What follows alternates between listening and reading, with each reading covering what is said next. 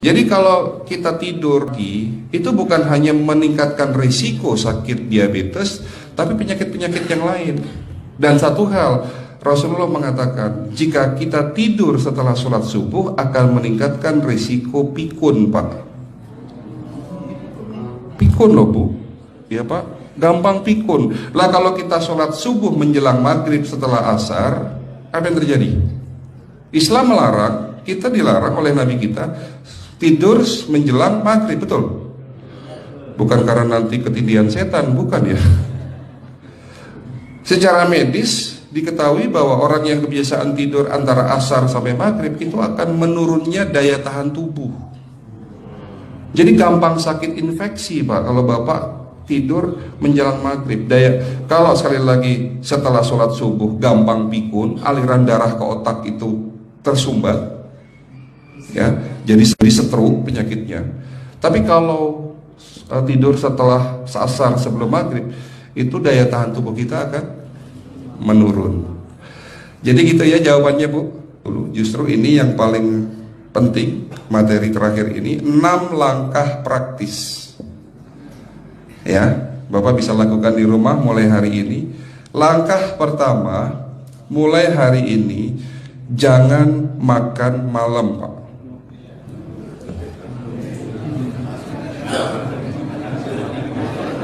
Ya, ala bisa karena biasa. Memang awalnya sulit, yang sudah kebiasaan makan malam itu sulit. Alasannya nanti nggak bisa tidur, Dok, betul ya? Nanti perutnya kembung, mual dan sebagainya. Itu karena kebiasaan. Dulu pun saya begitu. Tapi kalau sekali-sekali boleh, Pak. Misalnya diundang hajatan gitu, tetangga ada yang kawinan hajatan, ya udah apa-apa, menghargai itu makan malam. Tapi sekali-sekali itu. Tapi kalau tiap hari ini yang nggak boleh, betul ya, Pak? Jangan makan berlebihan dan jangan makan malam. Makan sate boleh nggak, Pak? Boleh, siapa bilang nggak boleh? Sate itu, Bapak tahu daging kambing. Daging kambing, daging domba adalah makanan sehat, tidak berkolesterol. Yang kolesterol itu lemaknya, Pak. Tapi kalau Bapak makan daging murni, dagingnya toh, ya sehat, Pak. Yang nggak boleh itu santannya. Jadi makan gulai itu jangan, kalau gulai sate aja udah, ya, ataupun dibuat apalah, dibuat empal, ya. Oke, itu yang pertama. Yang kedua, tolong catat, jangan tidur larut malam, Pak. Batasan tidur jam berapa, Pak? Jam 11 paling telat harus sudah tidur. Kenapa? Apa penjelasan medisnya? Orang yang tidur di atas jam 11 akan terganggu fungsi livernya, Pak. Dimana liver kita ini fungsinya banyak. Ya, ada 500 fungsi liver loh, Pak. Fungsi jantung ada berapa, Pak?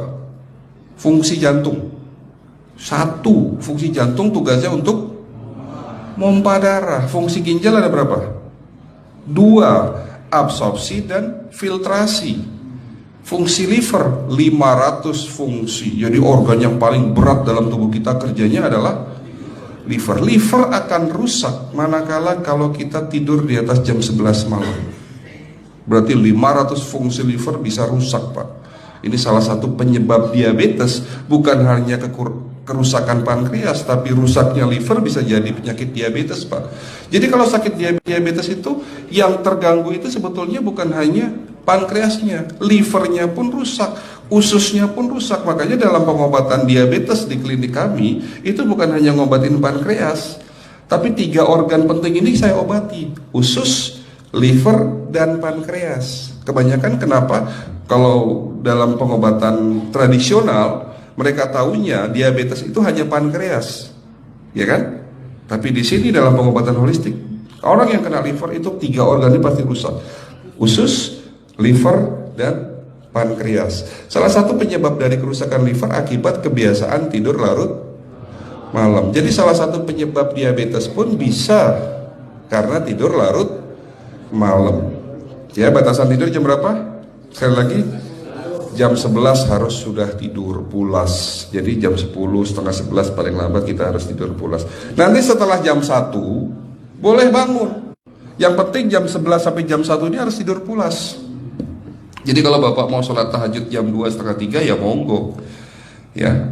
Oke, itu yang kedua. Yang ketiga, air putih Pak dijaga 2 liter sehari. Bagaimana cara minumnya yang baik? Rasulullah sudah ngajarin kita ada 6 sunnah. Harus duduk, pakai tangan kanan, seteguk demi seteguk, membaca basmalah di saat minum, diakhiri dengan alhamdulillah, kan begitu.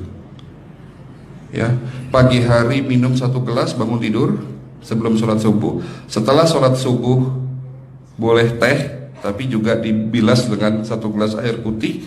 Sebelum mandi nanti Pak, minum air hangat. Kalau Bapak mandinya pakai air dingin boleh, tapi sebelum mandi minum air hangat, biar tubuh kita ini jangan terlalu dingin di saat kita kena air dingin. Sampai maghrib pastikan 2 liter sudah masuk dalam tubuh kita. Malam mau tidur, tolong perhatikan Ibu ya, malam mau tidur jangan banyak-banyak minum. Nggak boleh minum malam itu segelas sampai 2 gelas mau tidur, cukup seteguk 2 teguk saja. Karena kalau sampai kita minum mau tidur 1 gelas besar, ginjalnya malah rusak Pak. Ya. Oke, itu yang ketiga. Yang keempat, puasa. Lakukan puasa secara rutin, insya Allah kita sehat. Nah, untuk penjelasan atau materi puasa nanti bisa hubungin staf saya. Nanti di bulan Ramadan tahun ini, kalau memang masih ada slot 1 sampai hari ke-20, saya bisa mengisi manasik kesehatan yang berkaitan dengan manfaat puasa untuk kesehatan. Insya Allah kalau memang masih ada slot waktunya, karena kita di bulan Ramadan hanya 20 hari kita ngisi manasik. Ya, oke, itu yang keempat. Langkah keempat. Langkah 1, 2, 3, 4. Langkah kelima. Nah, sebelum saya menjawab yang kelima, saya ingin membacakan sebuah sabda Rasulullah. Rasulullah bersabda, di dalam tubuhmu ada segumpal daging. Jika segumpal daging itu sakit, akan sakitlah seluruh tubuhmu. Dan jika segumpal daging itu rusak, akan rusaklah seluruh tubuhmu. Apa itu segumpal daging? Segumpal daging itu adalah hati. Tapi ternyata yang dimaksud Rasulullah itu bukan liver Pak. Yang dimaksud Rasulullah adalah hati kita, roh kita, jiwa kita, perasaan kita. Kalau hati kita rusak, kita banyak penyakit hati, iri, dengki, sombong, takabur dan sebagainya. Penyakit fisik akan muncul dalam tubuh kita. Ya, tidak ada orang stres itu sehat, betul tidak Pak? Tidak ada orang yang suka marah-marah itu sehat, betul tidak? Bahkan Rasulullah mengajar senyum adalah ibadah. Senangkan orang lain, permudah urusan orang lain, insya Allah kita sehat. Ya, jadi itu langkah ke-5. Langkah 1 sampai langkah ke-5 sifatnya individual, Bapak bisa lakukan sendiri di rumah. Tapi langkah ke-6 ini butuh bantuan pihak dokter atau rumah sakit. Kira-kira langkah ke-6 apa Pak? Lakukan pemeriksaan sebelum sakit. Jadi periksa itu jangan nunggu sakit baru periksa. Jangan seperti kayak Bu Ustazah tadi, diajak periksa, jawabannya takut ketahuan penyakitnya. Setelah stroke baru datang ke klinik untuk minta diperiksa. Kalau sudah stroke susah nggak nyembuhinnya Pak?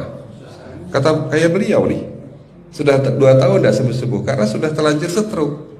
Tapi kalau beliau melakukan general check up, mohon maaf ya Pak, kalau beliau melakukan general check up rutin, insya Allah tidak akan kena stroke, karena sebelum stroke sudah diobati dulu.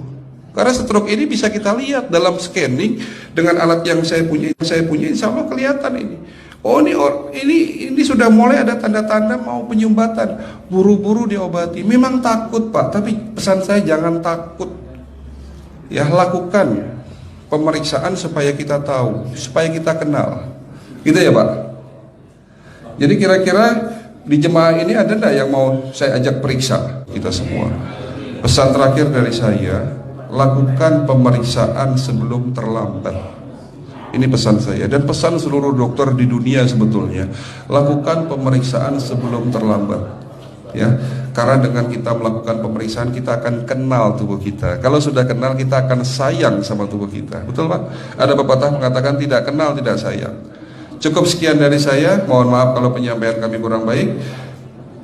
Akhirul kalam, wabillahi taufiq wal hidayah. Wassalamualaikum warahmatullahi wabarakatuh.